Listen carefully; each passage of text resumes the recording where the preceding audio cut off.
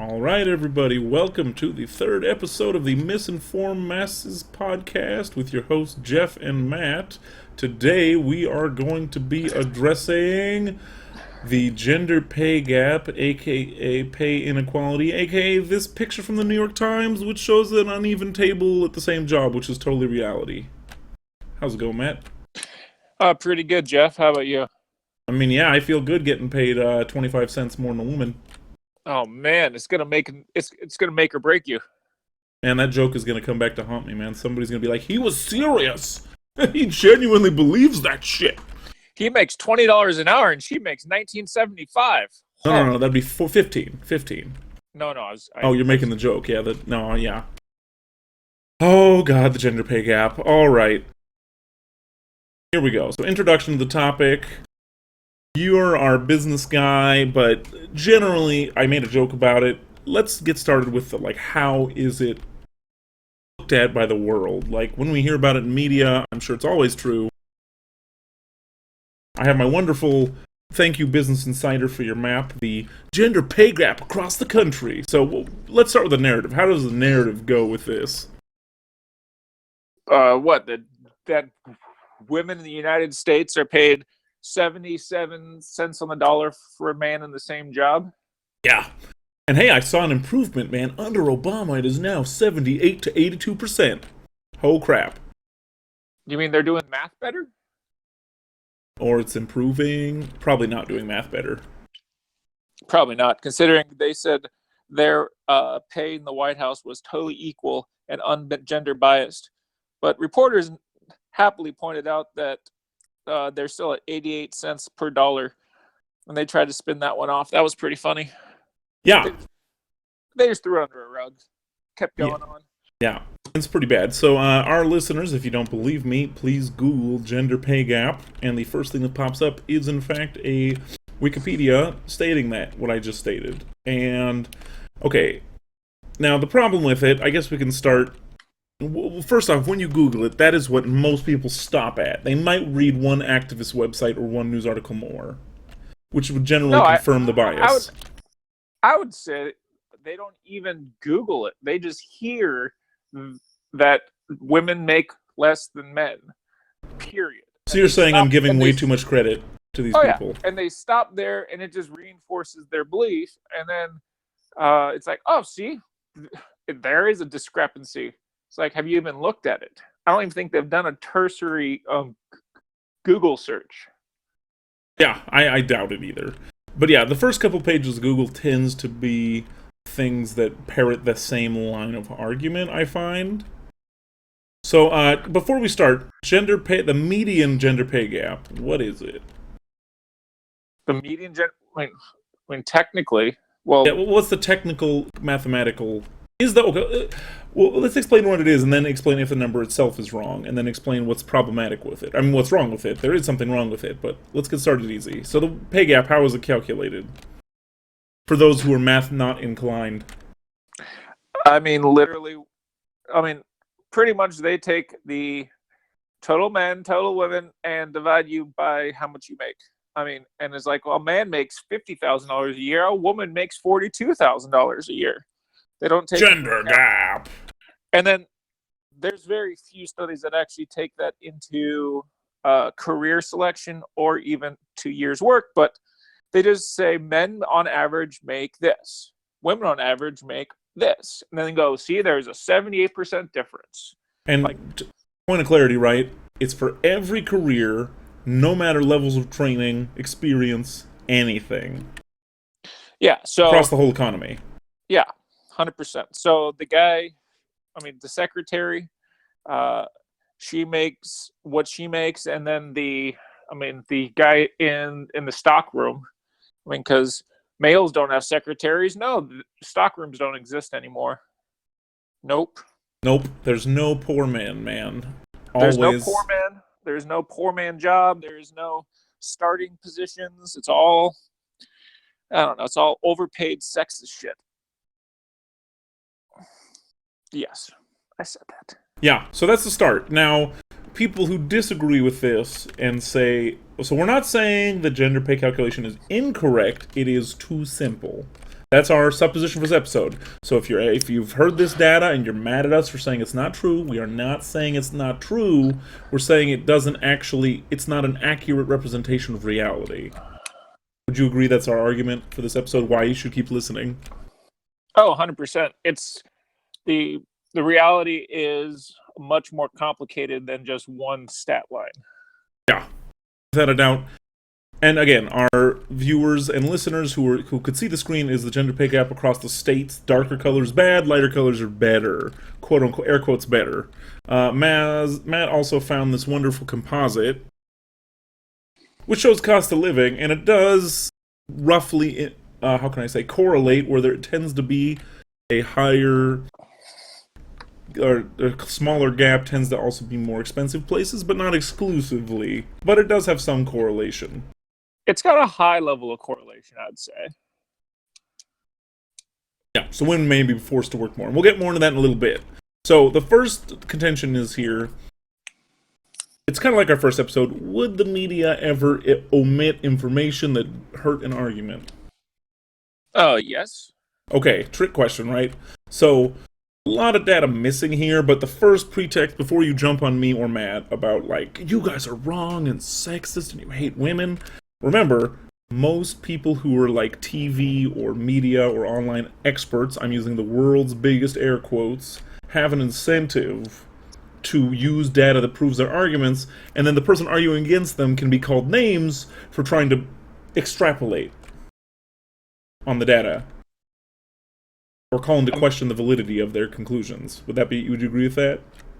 Yeah, I mean, that's the biggest problem. Anytime you see stats or survey or statistics, it's how did they ask the question, or even what did they put into their numbers? Because it makes a big difference.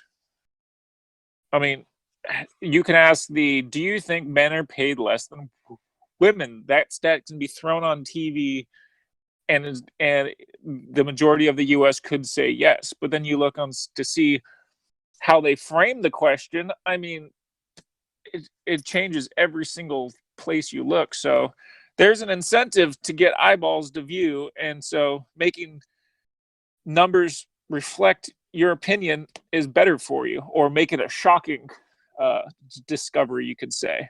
Yeah, and this is across all fields. For those of you who are curious, if you think we're full of it, clicking on my Freakonomics recommendation.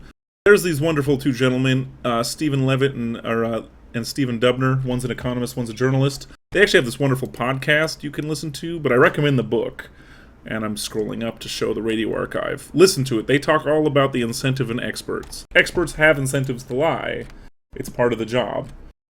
And especially in like social change areas, they will manipulate the stats because it's hard. Like if you say rape, we're not going to do this today, but like rape is 1 in 4, but it's actually 1 in 8. This is in the book.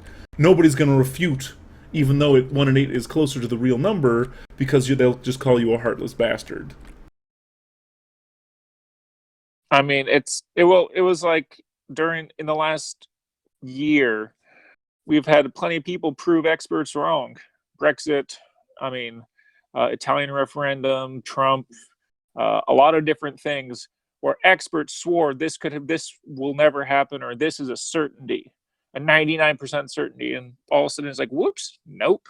So they have reason to lie because it supports their papers and their whole being. I mean, if you're an expert in a field, I mean, you get all your significance from that area of study. So you have to defend it and make it sound good. Yeah, and of course they do with grants, and being correct to get you more loving in the community. The speeches, everybody you see on TV is getting paid, folks. Like, it's part of their career. Even if they're not getting directly paid, it makes their image bigger. Oh, even the dumbest person you disagree with, they are getting paid something. Mm-hmm. So, okay, so that's the basis of the argument. So we're trying to set it up. Why should you believe what we're saying? Now, of course, there is economics and data to back it up, what we're saying, but we'll get there. So, the first recommendation, this is Maz and me both like this one. I don't know if we should actually show the interview or not, but I want to recommend it. Would you think that'd be a better way to do it? I'd recommend it, and we can throw it in the into the show notes. Yep, I already have the link saved to use in the description, but I'm showing it on the title of this is going to make some people triggered. Joe Rogan on the stupidity of modern feminism with Jordan Peterson, and how they do misrepresent information. This is much more broad than what we're doing today, but recommend it. It's a good view. And the whole interview is great, but it's 2 hours. Yeah, it's about 2.5 hours for the whole interview, but that one covers a lot of the big topics right away. Yep. Yeah, go for it. You can summarize. No, I was going to say, like one of the biggest things, even in that 12-minute clip, Dr. Peterson talks about is in a nation or in a region where they have forced equality to a degree that's pretty crazy. Like to a point in the Nordic countries, they want to de-ice roads. I mean, the sidewalk first instead of the roads because the women and children will walk on it first. Yeah. Instead of cars, like crazy stuff. But they want to make sure it's equal. He goes into when you force a society to be equal, they still have differences. I think. I just watched it to quote him. When you take away the social, like the normative social effects on gender, you still have the biological, natural inclinations of people, which become more accentuated. That was his point in this. So women are more inclined to be teachers and nurses. They become a much higher percentage of that. And men tend to be executives and construction workers and oil drillers. They become a higher percentage of that. So your natural inclinations are increased, not decreased, by changing the social pressures on people. Social incentives, as it were. And then that begs the question, are you going to then force people to get out of their... I mean, if there's too many women in caretaking and not enough in the oil field, are you going to make them go into the fields they don't want to go into? Yeah, I mean, if you want equality... That's the path. Well, let's be honest here. The problem with the modern left and the modern feminist movement, it has now gone full Marxist. And the solutions now are either force exact gender parity or force pay parity on every career. That's the end game. I mean, pay parity on every career, even if that career includes not working. Mm-hmm. So that's Marxism. And now if you're a Marxist and you're listening to this, just be honest with yourself. That's what you're wanting. You want full-blown Marxism, communism. Again, fight for that political thing. Don't try to sideline it through something called equality. Now, people are seeing through it, I think. You'd hope so. It'll be interesting over the coming years to see what actually comes out. Yeah, and you also made the point in our pre-gaming. We always set these up and we discuss it in text and verbally, probably too long. But you set up the point. My brain is melting. Give me a second. I'm trying to remember which point I'm trying to remake. It wasn't... The communism totally distracted me. Oh, I'm off my game. When I remember it, I'll come back to it. You make a lot of points. The Reds. The Reds are coming. Tommy's got into my brain box. No, it's okay. So, moving on a little bit. So, the Jordan Peterson interview is the start, right? Like, it's a good to get your toes wet, hear a guy. He sounds kind of like Kermit the Frog. It's funny. So, now... It is. The problem... Oh, here we go. I'm back onto what you were talking about. The problem with equality and freedom are opposites. Yeah. Right, we were talking about that a bit. Like, you can't... Like, true equality isn't true freedom. You can have one or the other. Yeah, it's like... I mean, I don't know. I think the example that we started talking about is the basic field readiness for active duty service and military personnel. And if these standards are set to as a basic minimum to survive in combat, and then when you cannot pass them, you lower the standards to allow them in. And I'm not saying women should not be fighting. Just look at the Israelis. They are bad asses. And everyone, man or woman, have to serve. And I wouldn't want to go against those chicks in an open, like, it's like just because they're a girl does not mean they're not tough and good fighters. But they actually have to meet standards, not get dropped down quite a few levels, like 30-40%. Yeah, so maintain the standards for things, and if people can pass it, let them in, and if they can't, don't let them in. Yeah, Basically. I mean, I like, and because that's an extreme example, sure, but it's life and death, and so if you really want equality in a life and death circumstance, leave it the same. I mean, come on now, because more than just their life depends on it. And Yeah, so yeah. they even adjust those numbers because it wasn't fair and they need more uh, women, and the numbers were off, and they're getting Mm-hmm. pressure from Congress and populists. Feminism actually attacking the army to make it worse, essentially. Mhm. But yeah, it's a good point, and if anybody doubts this, I don't have the stats right now because I want to not spend too much time on it. For example, men do way more dangerous jobs than women. Does that mean we force women to do dangerous jobs they don't want to do? Well, again, do we have give them the freedom to not do them, or do we force equality onto them? That's the question. So I want to keep us moving, Matt. I was going to show, if we're talking about extreme equality, this wonderful judgy bitch. Now, I almost didn't. It has the wonderful subtext, the radical notion that women are adults. This is going to end well. This uses a New Zealand study to show inequality for men and women in taxes. Taxes, no way. And men outpay women by at least double. Their entire lives. Like Yeah, their entire lives. it's not like just during maternity they pay more. That chart that's on there that Yep. shows Slight dip. the huge discrepancy is quite shocking. Yeah. And it's over your entire life, which is should floor you. If this doesn't floor you, it should. Now, if you look at this, this shows both that men are making money and men are paying more taxes, which means, most importantly, if you want equality, you got to raise that women's one, push that up, baby. Exactly. And what was shocking, I mean, I've heard similar stuff, but I never saw it put together in such a way. And then, as they did in that study, it wasn't a small difference. It wasn't 10, 12%, 20%. It was like 180%. Yeah, this is a 200% gap. Yeah.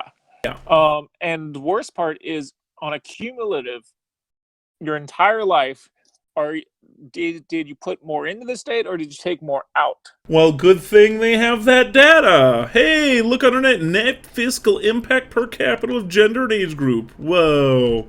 And it also does. Women have a higher negative financial impact because they withdraw more on social services and government. What? By a huge margin. Holy moly. Uh-huh. And what was funny is some of the biggest contributors to the taxes is men between the ages of 40 and 80. 80, dude. 80. That's Yeah. not like I'm 60 and retiring. So old men are being more healthy and taking less out of the system. And putting more in and taking less. It's so nuts. So it's a double whammy. And so does this mean men get to pay less, or we force women to pay an extra 200% tax? I mean, they're talking about the tax on women's tampons. Do we get to have that tax back, Matt? What do you think? Oh, if I know anything about taxes, they're never going down unless somebody's radically taking a political risk, because it's nice to spend that much money. Was it? I heard the biggest, like, it was in an Economist bit on globalization this week, and they were saying that the biggest conglomerates in the world cumulatively have a profit of $1 trillion. That sounds astronomical, but when you think about it, the government alone last year in the United States had a negative spending of around $3 trillion. Fuck. So you can, I mean, so the only point I was making on that was they don't want to spend less. So you asked, will they get taxed more or will we get taxed less? The truth of it is they'll get taxed more. They'll get taxed more because it was, I mean, it's, kind of, it's, the best way I can put it is feminism gone too far. Yep. Because I remember in the 80s and 90s and even into the 2000s, there was a lot of things about how gay and lesbian couples had more disposable income and cumulatively were more successful in their careers than a heterosexual couple with a family. Main reason when you looked into the data was because both could focus on their careers, and they had no children to support, and so they were able to save more and all that. But Crazy. It's almost like kids are an investment. weird. So, but what I think was interesting about that is they're even being demonized for that now because they make too much money, Yep. and so Yeah, well, yeah, it's gone full inequality circle. between the gay people and the normies. Oh my god. Okay, so let's keep it moving, Clippy. So if people don't believe us yet, I gotta show you guys. This is link. It's from. I'll include the link in the description, but this is an income and fiscal incentive by age and gender evidence from New Zealand. It's from the New Zealand government, done by real universities. Have fun. So if you don't believe me, look here. There's the abstract. It's a real freaking study. Yay! So moving on a little bit. Oh, one last comment on Yep. the study on the inequality. It was interesting how after women got, they pointed it out in there, after women got suffrage and the right to vote, that number of them being a net draw in the state only increased from then. Yeah, of course. So it would seem as if they're going to vote in things that are good for them and not good for anybody else. Weird. Interesting. It's almost like men should have an interest group. But Oh, no, nah. that'd be sexist.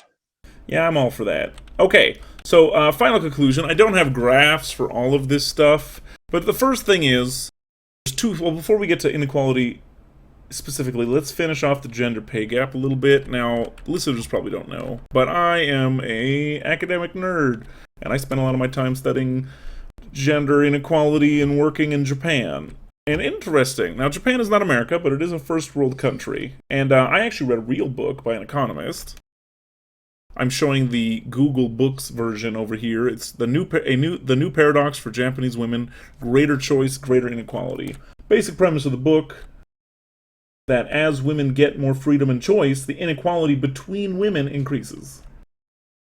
Very interesting. So socioeconomic inequality, inequality based on life choices and educational attainment.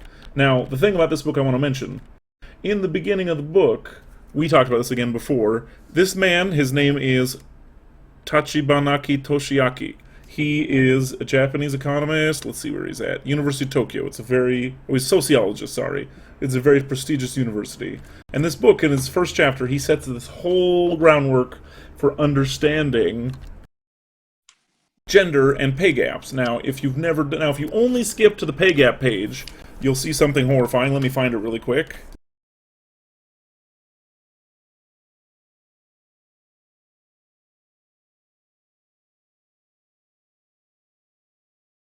It must be a thick book. It's a pretty thick book. There we go, I found it. Okay, the pay gap, this is for ordinary workers and all workers, including part-time. So for ordinary, let's say this is career salaried.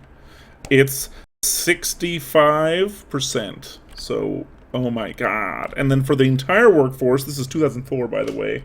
Little old, but it's still relevant. Entire workforce, 51. Dun dun dun.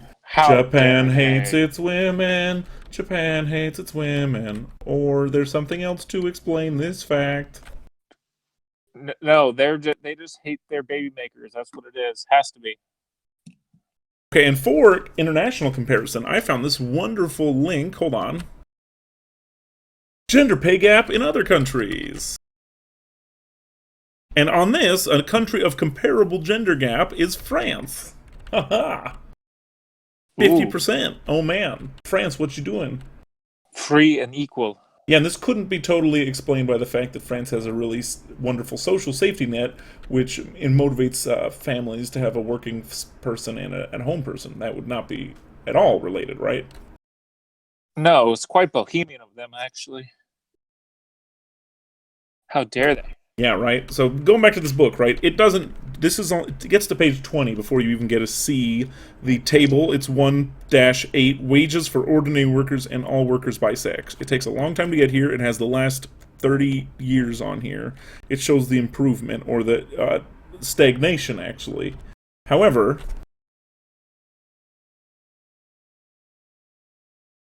because this guy's a real economist, he actually sets it up. He gives a sociologist, sorry, he gives the entire breadth of the issue. So what's For his example, conclusion? well, conclusion is there is inequality. It's generally getting better, but the bigger issue should be inequality between women.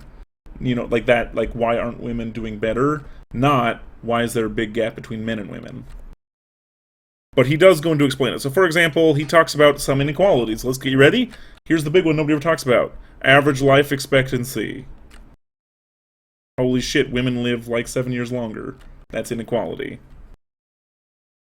Jeez Louise.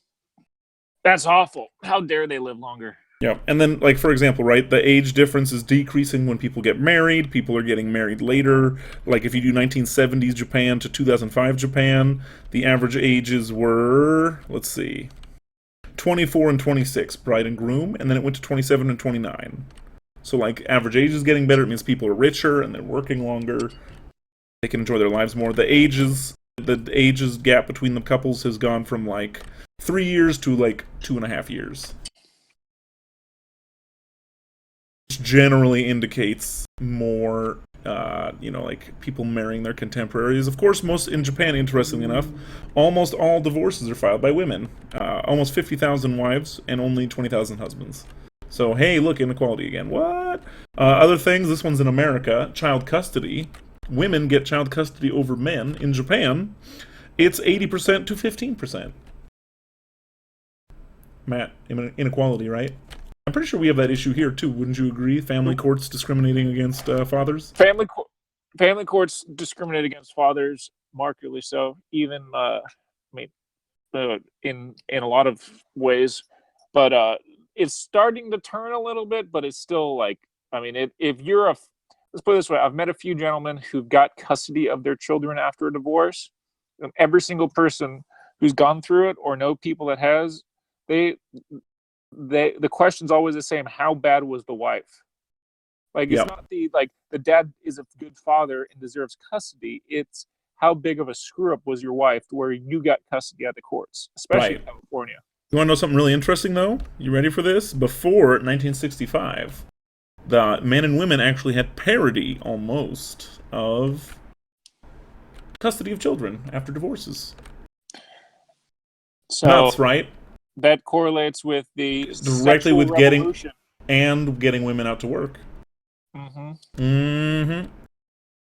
Interesting correlations. Maybe not a causation, but a correlation. Interesting. So, of course, whenever any of you ever study labor in Japan, they do the labor force participation rate by sex and age group.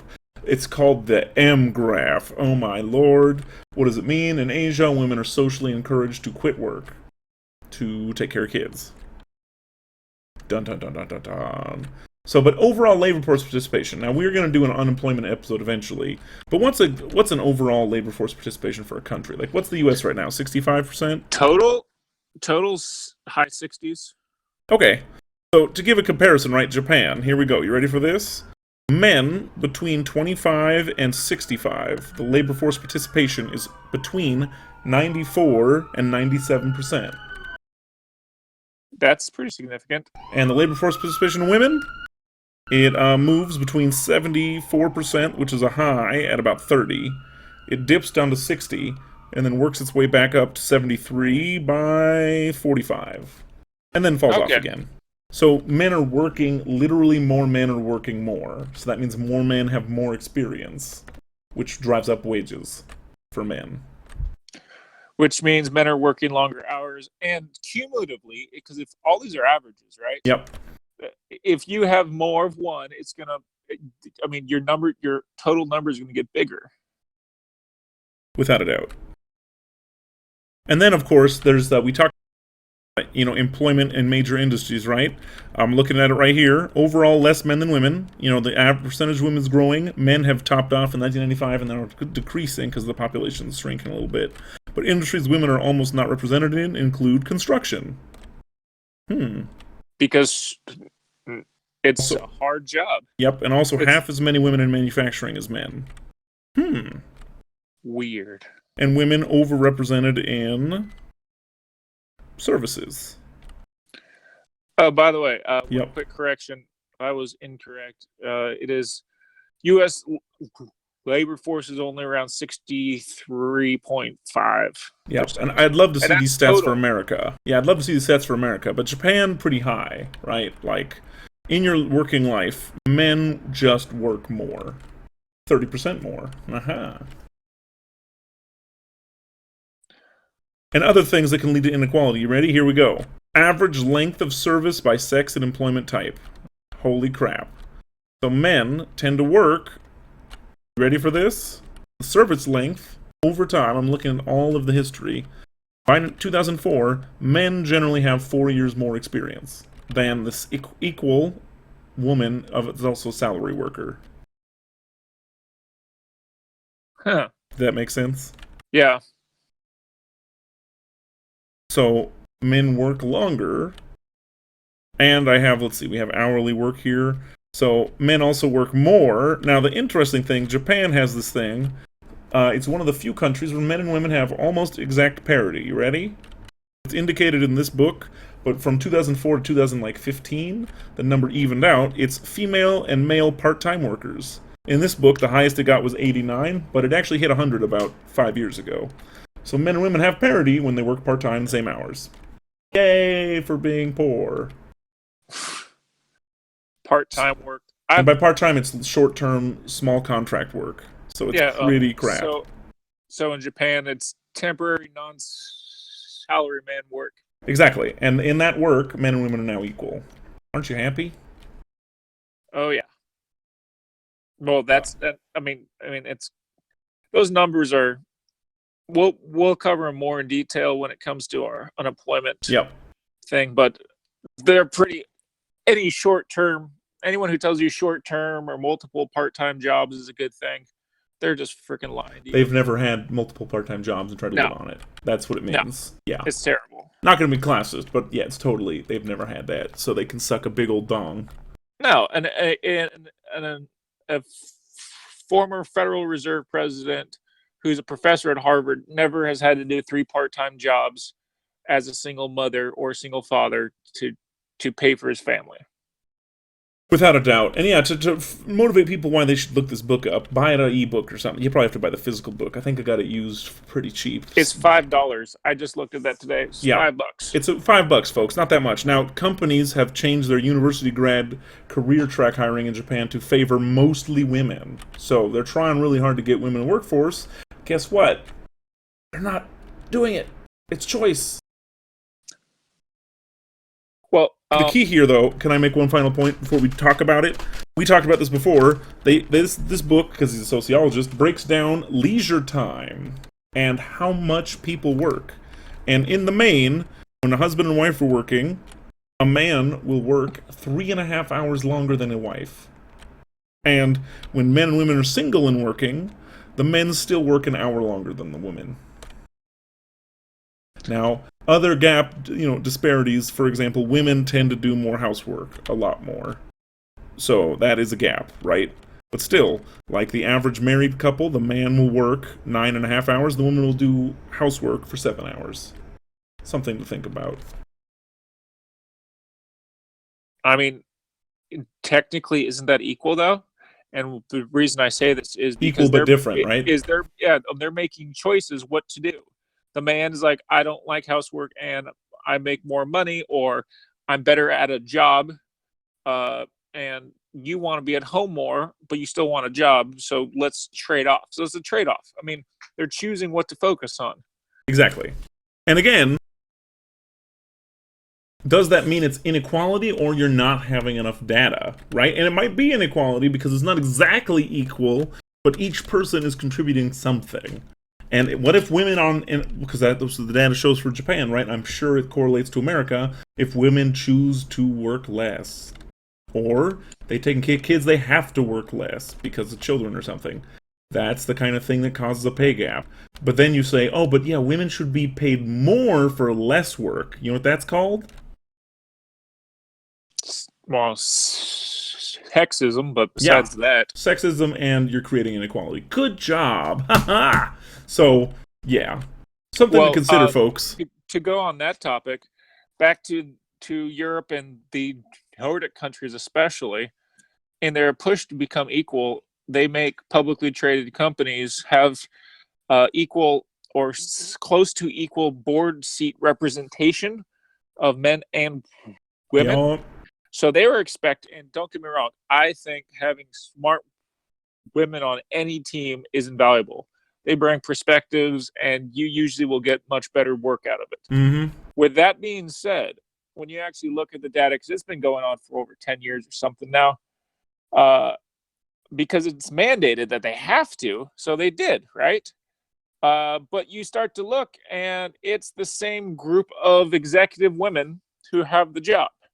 So there is equal number of representation of women and men on boards, but what's happening is it's just a few women with all the board seats. Yeah, so what it actually did, I had actually heard some follow-up to this. It led to not a total number of women being higher, but the percentage per company being higher. So the country that started this was Norway. They've already retracted the law. But Scandinavia being Scandinavia, now Sweden's trying it because they don't want to learn from Norway's example. Thankfully, Denmark has rejected it. So far, Thankfully. anyway. Yeah. So they're experimenting with all this stuff, but at least in Scandinavia, they're flexible enough to retract it when they figure out it doesn't work. Yeah, I mean, because, well, the problem was they found that if you have a socially diverse group of people in on a project, or say like in a department, and if your job's with like coming up with ideas or finding solutions or anything, pretty much that's quasi creative, or where you have some room to think, they found out that you will get better results if you have people from different points of view. But that Scandinavian model, the problem was you don't get any of that because it's the same people who you already know what they're saying, and they're there because they agree with you. Yep. And but it's a really good point to have, and I think that what we're trying to get you guys to do is think. That is the goal. Like, this is not as simple as people are saying. And do you want to take away choice from men and women? Or do you support freedom, even if it creates some inequality? And on the final point, I want to use the article you linked, the Mrs. Institute, the Inequality Does Not Create Poverty episode, but we'll have to link this into unemployment or do another one. But I want to leave it as something to think about, because we're already 40 minutes in, and this is just, it's its own bag of worms. But of course, the implicit point we're making, inequality doesn't equal bad just because the left says. Inequality is a consequence of choices. And it can cause positives, as this thing indicates as well. You want to take it away a little bit? I mean, you have it up. You could continue. I mean, but the basic premise was, just because there's quote unquote inequality doesn't mean that it's bad. I mean, people make more money, and they'll always make more money. But there's a lot of benefits to be had in society as a whole, like the economy, because it's a big working machine. Mm-hmm. And I have the stats right here. It basically, if you're going to say, no, we have to have equality. Now, don't get me wrong, income inequality can lead to social, what we're looking at now, definitely can lead to social upset, because people are relative. They judge their money versus the rich, not how they would have been off 100 years ago. But if you look at this, it's a worldwide extreme poverty rate. It's gone from 35% to 10%. That is freaking huge. And even if you say that's crap, if you look at the prevalence of malnourishment, people aren't getting enough food to eat. Guess what? The world average has gone from 18% to 10% since 1990. That is a big freaking deal. People have food. And guess what? A lot of these peoples have cell phones. It says Sub-Saharan Africa and South Asia. Most of these people have access to cell phones and the internet now. Like, India has electronic bank accounts for these people to use on their cell phones. Like, the world is changing so fast, and inequality is not making these people worse off. Well, what I thought was hilarious is inequality is not making them worse off; it's making them more creative. Yeah, a lot of good ideas are coming out of Sub-Saharan Africa. Yeah, for instance, you were saying like cell phones in Sub-Saharan Africa and India. They found out that they had to wait sometimes 5 to 10 years, if not longer, for a landline permit to get a landline installed. And It's so not even the infrastructure work, just the and fucking so permit. yeah, so what they ended up doing was they could wait 5 to 10 years, or they can go buy a cell phone, even when they're expensive, right? They could go buy a cell phone, and then they're instantly connected. So they started doing that. So they skipped the whole bureaucratic infrastructure where the government was trying to, and their cronies were extorting bribes, and like it by itself was creating more inequality, and so the market went around it. As I mean, it was pretty awesome. I mean, they have a better, pretty much sub-Saharan Africa has a better mobile banking platform than the rest of the Western developed world combined. Yep, and I was And scrolling down. I didn't notice the rest of this pointing it out. You all should look this up. I will include the link in the description. Everything's going down. Mortality rate is going down. Literacy going up. How are these things negatives? If you're going to tell me these are bad and they're not linked to inequality, I'm going to tell you, read more facts. Just point some out. I mean, the facts are pretty startling. So, I mean, I don't, I think inequality is, I mean, it's bad, but we can't make everything equal. And there's actually a lot of benefit in allowing people to do what they want to do. Okay, And let's be honest though. Is inequality bad, or is extreme inequality like dangerous for social cohesion? I don't even know if that's bad.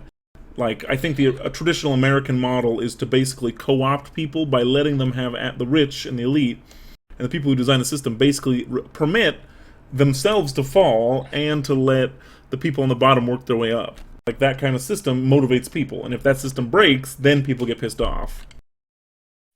well, and I mean, I'd agree with that. And the problem is the system in recent times, not in the US, but in other countries, has been breaking, where Mm-hmm. the people at the top, instead of falling, are getting held up. I mean, that was Yep. one of the biggest gripes about 2008 crisis, 2009 crisis around the People should have world done in was Iceland. people should have done in Iceland and defaulted. And there's people who should have been bailed out. Now we're not going to get into the merits of that because Mm-hmm. it was a bigger issue than just that. But when it starts to become, people start to have a problem with inequality when it becomes so apparent, that you can't, if you have it and you're in the chosen few, you can't lose it. Yep, that's a big element.